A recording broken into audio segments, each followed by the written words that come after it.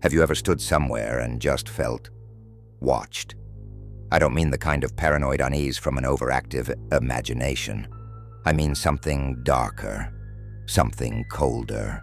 Some say such places hold echoes of the past, wounds unhealed, and sometimes, as the villagers near Ivorsk Quarry will tell you, things that should never have been awakened. Welcome to the Nightside Archive. Tonight, we delve into the haunting tale of the curse of the frozen quarry. Let's begin. The story begins in the frigid north of Russia, where the Ivorsk Quarry lies buried beneath blankets of eternal frost.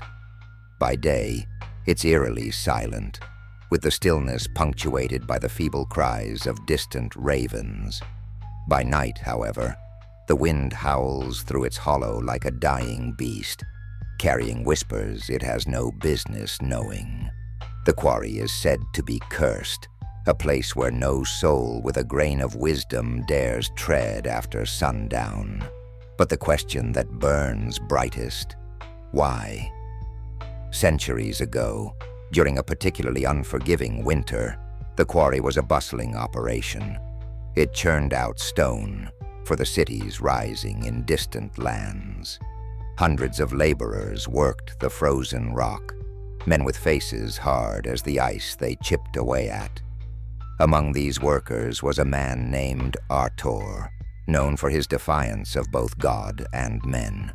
He worked alone on the highest ridge, far from the safety of the main group.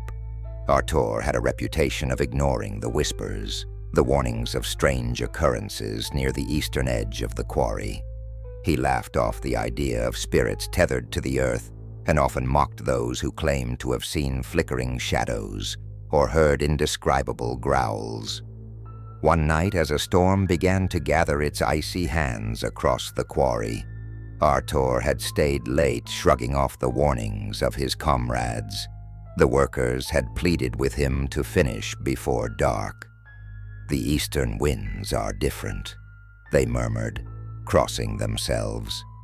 "They carry things better left unsaid." Artur dismissed them with a bark of laughter and dug his pickaxe into the rock harder than ever. But as darkness descended and the first cold snowflakes melted on his furrowed brow, Artur began to notice how unnervingly quiet it had become. Some say he was too stubborn to stop. Others say he was too terrified by this newfound stillness to do anything but swing his pickaxe, the sound echoing erratically off the frozen walls. That's when he saw it. From the corner of his eye, movement, rippling shadows along the ridge. He turned sharply, expecting animals or wandering workers, but instead, he saw what even the boldest supporters of reason could not explain. Figures, translucent, glowing like blue frost, clambering the quarry walls. Artur stumbled backward as the air chilled unnaturally, the kind of cold that burrows into your lungs and freezes time itself. The figures, now clearly visible, were spectral forms of the men who died in the quarry's dark history, accidents and collapses that the foreman had long buried along with their victims. They murmured prayers, but their words dissolved into wails of the storm. Then, the quarry floor trembled.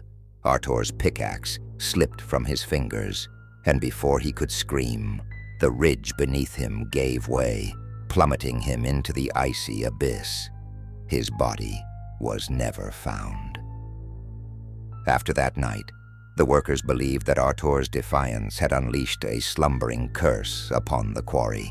Stories began spreading like wildfire. Rocks that bled when cut, whispers from unseen mouths, and shadows that didn't belong.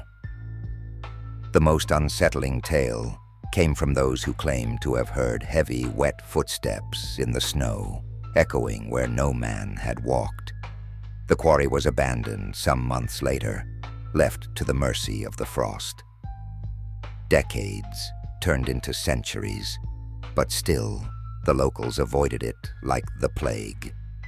There were accounts of those who dared to venture in, thrill seekers, researchers, and once an entire documentary crew. But not all returned. Those who came back told unsettling tales of visions, glimpses of blue, ghostly faces frozen in agony, and an oppressive force, like being trapped under miles of snow. There's a story of two teenagers, Alexei and Lada, who swore to prove the place wasn't cursed. Equipped with flashlights and nerve, the duo ventured under a new moon, determined to bring back proof of the truth, or lack thereof. Hours passed with nothing but wind and shifting snow to keep them company. That was until Lada noticed deep, fresh footprints leading into the heart of the quarry. Confused but emboldened, they followed the trail, hearts pounding louder with every step. The footprints suddenly stopped at the quarry's edge, where the frost glistened almost too perfectly, like polished glass. It was then the air turned unnaturally cold, and Lada, shaking, swore she heard whispers rasping her name. Terrified, the pair fled, leaving a trail of panicked footprints. But here's where the story takes its most chilling turn. The next morning, residents found Lada's coat hanging eerily from the weather-worn signpost near the quarry. Nobody ever heard from Alexei again. Buried in the snow were his flashlight and boot prints leading back into the quarry's depths. The curse of the quarry remains unbroken. Some believe it lies in Artur's defiance, that he awakened something best left buried. Others think the horrors tie back further. Ancient spirits, older than time, bound to the ice and stone. Whatever the reason, the quarry sits untouched, a frozen wound on the landscape, foreboding, unhealed. And here's the haunting truth. Sometimes explorers still vanish. The snow buries their stories, their names just another whisper in the long echo of the past. So if you ever see the glint of frost that seems to shimmer unnaturally, or hear the eerie murmur of voices carried on a biting wind, perhaps it's best not to look too closely. The quarry is always watching. Thank you for wandering into the Nightside Archive, travelers of the unknown. Until next time, stay wary, and remember, the cold doesn't just chill the body. In places like Ivorsk Quarry, it clutches at your soul, too.